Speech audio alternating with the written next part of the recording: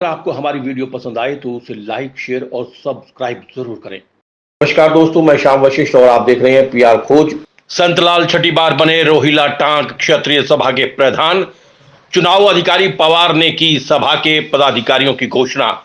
संतलाल को 2020 में नजफगढ़ सभा द्वारा समाज रत्न से किया था सम्मानित।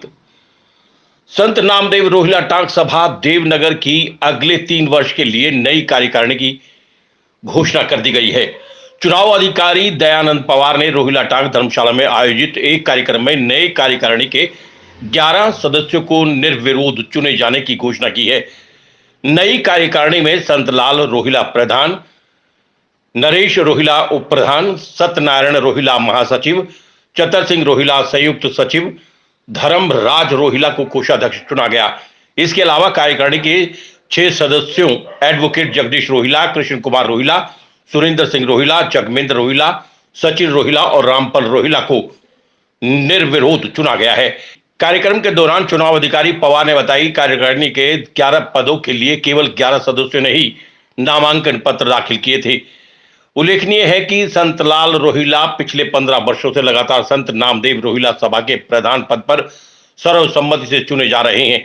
कार्यक्रम के दौरान प्रधान संतलाल रोहिला ने सभी सदस्यों का धन्यवाद करते हुए कहा कि रोहिला टांक सभा हमेशा समाज कल्याण के कार्यों में अग्रणीय रही है।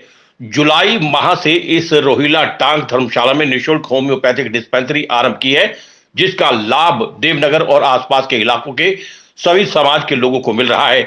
संतलाल रोहिला के समाज हित में किए गए कार्यों को देखते हुए नजफगढ़ रोहिला टांक सभा ने भी वर्ष 2020 में उनको समाज रत्न से नवाजा है। कार्यक्रम को सभा मौजूद पदाधिकारियों ने संबोधित करते हुए अपने अपने विचार व्यक्त किए। कार्यक्रम के दौरान रोहिला टांक सभा के सदस्यों के अलावा समाज के अनेकों गणमान्य व्यक्ति मौजूद रहे। इस मौके पर सुरेश नंबरदार, प्रमोद रोहिला, बलबीर सिंह रोहिला, राम कुमार रोहिला, चंद्रभान रोहिला, शिव कुमार रोहिला, दिनेश रोहिला, प्रेम सिंह रोहिला, विनोद रोहिला, हेमंत रोहिला, महेंद्र रोहिला, दयानंद रोहिला, संजय रोहिला, इंद्रजीत रोहिला, नरेश सागू, तिलक राज रोहिला, श्याम फूल रोहिला, मंगल सैन रोहिला, रामेश्वर रोहिला, रणबीर रोहिला, सूबेदार सतबीर सिंह और भूषण रोहिला सहित अन्य कई गणमान्य व्यक्ति मौजूद रहे।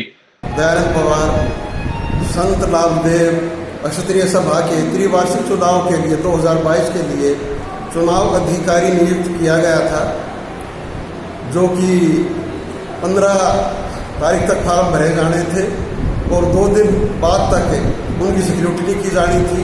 वो मैंने सब अपनी उपस्थिति में जो चुनाव कार्यालय में जो डब्बा रखा हुआ था जिसमें फार्म आए थे, वो मैंने अपनी उपस्थिति में ये खोला है और सब आगे दूसरे सदस्य भी थे और उसमें 11 फार्म हमें मिले हैं और इस सभा के जो पद हैं वो भी 11 ही हैं।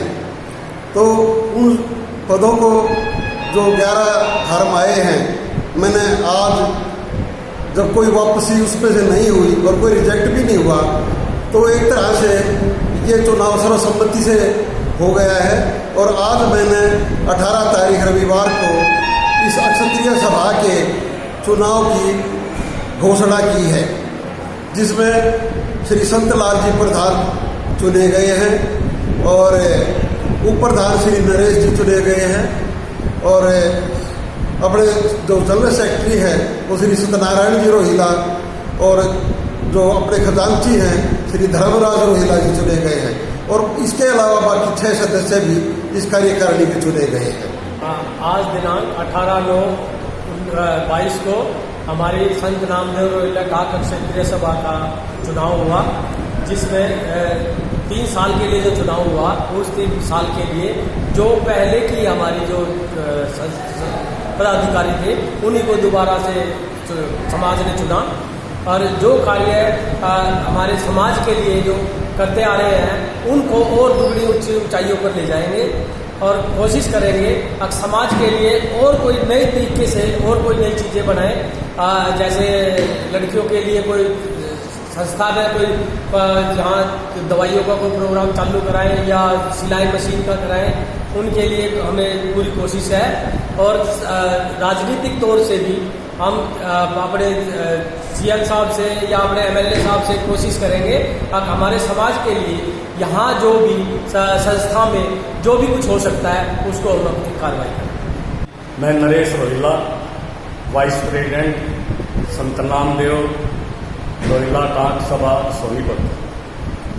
आज हमारी सभा का इलेक्शन हुआ। इलेक्शन में जो हमारी पुरानी टीम थी उसी टीम को नवीनीकरण करके संत लाल जी को प्रधान एवं जो टीम उनके साथ थी उनको नियुक्त किया है।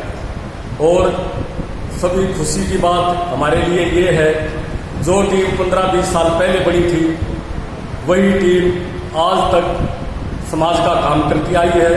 और ये मैंने अपनी जिंदगी में पहली बार देखा है कि एक टीम ही 15-20 साल तक काम करती आ रही है और उस सभा में कोई चेंजिंग नहीं हुई। ये एक बहुत बड़ी उपलब्धि है। नहीं तो समाज में क्रिटिसाइज होते हैं, हमने बहुत जगह देखे हैं, बड़े क्रिटिसाइज है, आपस में टांग खिंचाई होती है, लेकिन हमारे समाज की, सोनीपत रोहिला समाज की एकजुटता इसी में है कि वही टीम का नवीनीकरण आज हुआ है। और मैं आशा करता हूं कि ये नई टीम हमारे समाज के लिए, हमारी धर्मशाला के लिए बहुत अच्छे जनहित में कार्य करेंगी। इसी के साथ आप सबका बहुत बहुत धन्यवाद। सबसे पहले तो हमारी एकता होनी चाहिए, जितना हमारा समाज सब एक रहे। अब मेरा जो लक्ष्य है, फिलहाल मैं ये चाहता हूँ, गवर्नमेंट की एक स्कीम है कि सेक्टर में 1000-2000 गज का प्लाट देती है, जिसका 70% जो है गवर्नमेंट माफ करती है।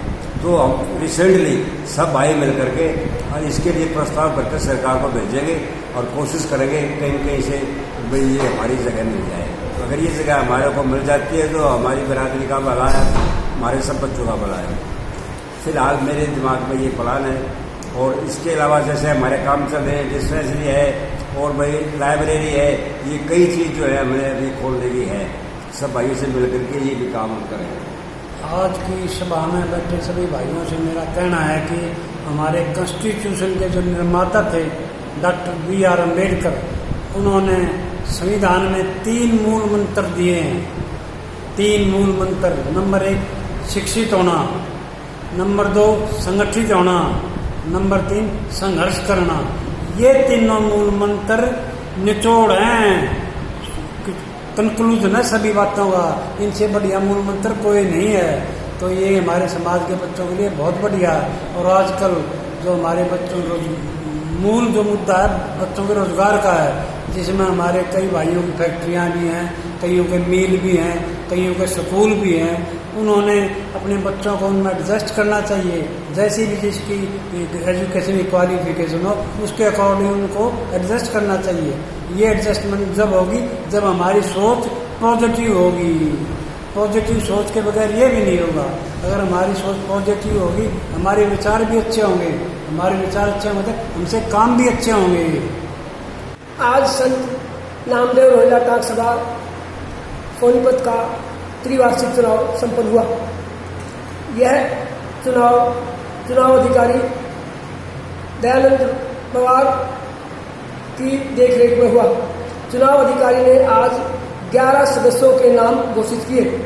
संत लाल रोहिला जी पिछले 15 वर्षों से इस सभा के उनके कार्यों को देखते हुए एक बार फिर प्रधान निर्विरोध चुने गए हैं। संत लाल रोहिला जी अपने अच्छे कार्यों और समाज के प्रति निष्ठा के कारण उनको बार बार इसलिए मौका दिया गया है क्योंकि उन्होंने समाज के हित में काफी कार्य किया है। इन्हीं को देखते हुए उनको इस बार भी 6ठी बार प्रधान नियुक्त किया गया है। संतलाल जी ने इस वर्ष उनकी देखरेख में धर्मशाला में धर्मार्थ होम्योपैथी डिस्पेंसरी खुलवाई है, जिससे आसपास के लोगों को काफी फायदा लाभ हो रहा है और सभी डे बाय डे इसमें जो है ना इसका प्रचार प्रसार बढ़ रहा है।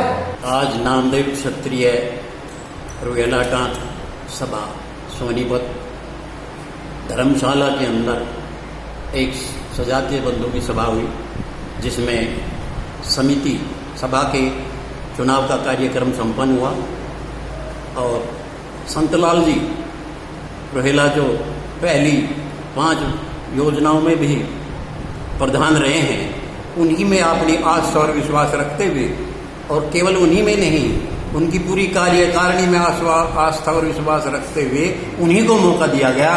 और ये सोनीपत के लिए एक बड़े गर्व की बात है। लेकिन पूरा हरियाणा प्रदेश श्री संतलाल रोहिला में अपनी आस्था और विश्वास रखता है। अपना संपूर्ण सहयोग उनके सानिध्य में जो भी कार्य हो रहा है वो करने के लिए हर समाज का हर व्यक्ति उनसे प्रभावित है। इसलिए उन्हीं को ही छठी बार भी प्रधान पद के लिए मौका दिया गया और उनकी टीम को भी। पीआर खोज के लिए रणबीर रोहिला के साथ श्याम वशिष्ठ।